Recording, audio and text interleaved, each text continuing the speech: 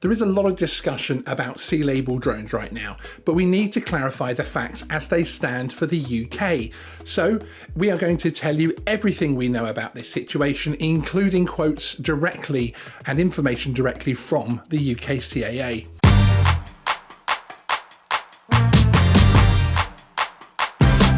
So there's a lot being said out there at the moment regarding sea-label drones, but there is also some vital information which is often lacking.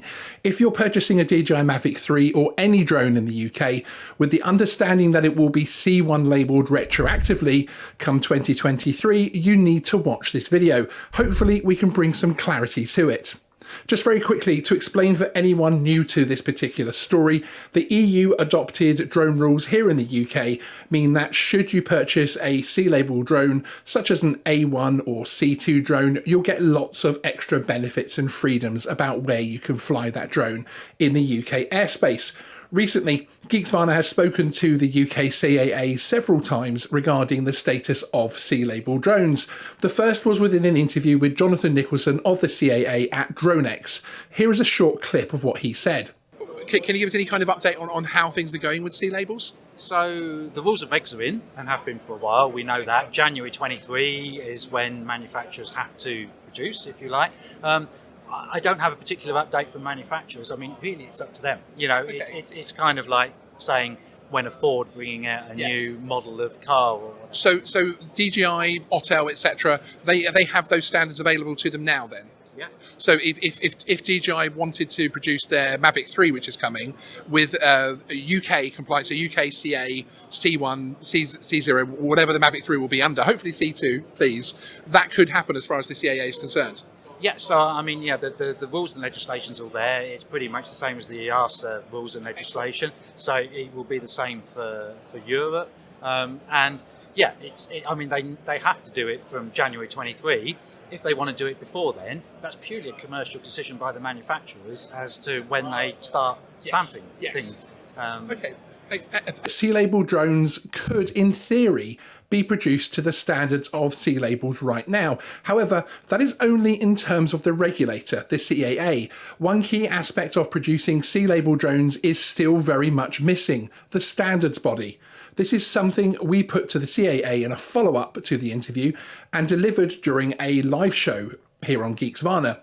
Here is the clip from that show clarifying the position. In the interview, we did discuss sea-labels and the fact that the standards are available to drone manufacturers. And I said, okay, it's time to put the pressure back on DJI then. And after some reflection on that, I felt, okay, there's some more questions that need to be asked from that point of view. So we did ask, how does a drone manufacturer get their products cleared to have a sea-label? Because of course, just the fact that the standards are there and the drone makers here that's able to make a drone to that, we need to bring the two together. And what's in the middle is a standards agency that says, okay, this is how you get, these are the tests you have to go through. This is who has to oversee those tests to be able to say C1, C2, C3, C4 and C0 mark drones.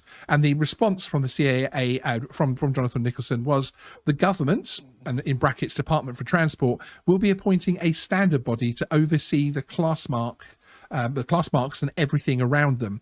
They haven't yet announced who it will be, but it won't be the CAA as you would expect. Manufacturers declare their products meet the standard, and that will be overseen by that standards body.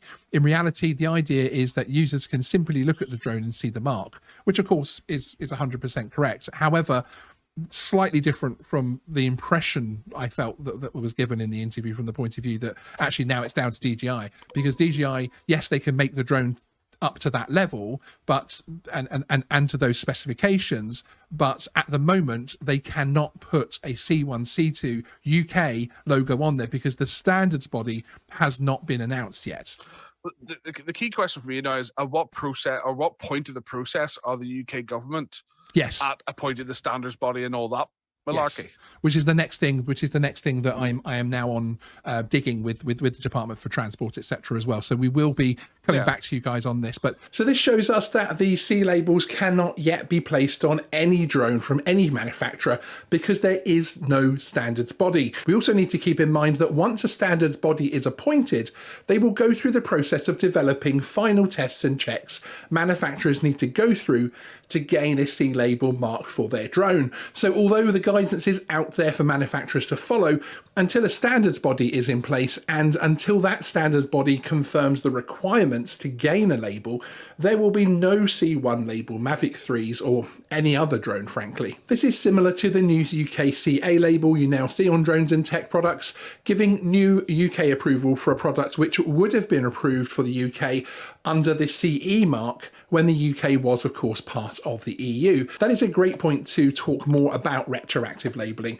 and why it is potentially a huge job in terms of being able to retroactively label drones already sold when the new C-label drones are formally available to manufacturers. The same as the CE and UK CAA stamp of approval, the C-label is intended to be placed on the drone at the point of manufacture in such a way that it is not easily removed or copied by those looking to apply C1 labels on a DJI Inspire. This means that having a process of retroactive labelling would have to include returning the drone to the manufacturer for stamping, as well as the financial issues behind this, the cost to return your drone to the manufacturer to inspect it and stamp it compliant. There is also the problem that the manufacturer would need to check the drone fully in terms of add-ons or changes that the owner has made to ensure the drone still complies with the standards, because they're checking it at that point. Will manufacturers be willing to put such a process in place that exposes them legally for drones they have already sold? DJI have previously stated retroactive labels would be possible for their enterprise level drones, but I wonder if they will be so willing for consumer drones when it actually comes to it. During our interview with Jonathan Nicholson from the CAA at DroneX, he confirmed the retroactive label system would have to be more than simply sending labels to a drone owner. Here is a short clip from that interview. DJI, about 18 months ago now, put out a blog post on their enterprise blog, talking about the fact that there might be the opportunity, or certainly they felt that their current drones were already at the EASA regs for C1, C2, and there might be some kind of option to be able to retroactive. Is retroactive something which, as far as you're aware, is possible under the current regulations? So again, keep everything under review. It's too early to say, really. We did have some people come to us at the photo show going, well, what about stickers? I could put a sticker on. And yeah, but you could put a sticker on anything. That's the problem, isn't it? Yes, exactly. If you start to allow it, then where does it stop? Yeah, the whole eBay, buy your C2 sticker here. Exactly. Yes, yeah. And the whole idea of having it printed and marked on at manufacturer is it doesn't come off, and it's kind of there, and it's the manufacturer that's declared it and put it on. So we'd need to look and see how you got that confidence that somebody who wasn't necessarily as informed, say a police person stopping or a local authority inspector, could have that confidence that somebody hasn't got a 20-year-old drone and just put a C2. That's right, exactly. It's following on from our interviews and the subsequent feedback, Jonathan then appeared live on Geeksvana, where he provided another C-label update in this clip. So what is the news on C labels at the moment? So not a huge amount different, really. It comes back to for the retro stuff, it comes back to making, if that is going to happen, and I don't want to get people's hopes up because it's going to be, it's probably difficult to make it happen. But if it is going to happen, it's got to be something way more than somebody putting a sticker on. It's got to be something that the manufacturer makes happen, if you like, because to be frank, it's supposed to be something like it's burnt into the plastic on your molding by the manufacturer when they do it, so you can't sort of scrape it off with your fingernail or something like that. It's that's got right, to be. If you pick up a current drone and you look at the sort of CE labels and the UK CA label and that type of thing, they are very difficult to remove for precisely that reason, that that exactly. is an official standards mark to say that this product is safe. And the last thing we want, although of course we all want to see retroactive labeling, the last thing we also want is that system to be watered down, frankly, and to be, eBay specials to be out there of here's your C1 label for your Inspire One. We're not going to do that. So that it really has to be something that can guarantee to people that what they're holding is what it says, if you like.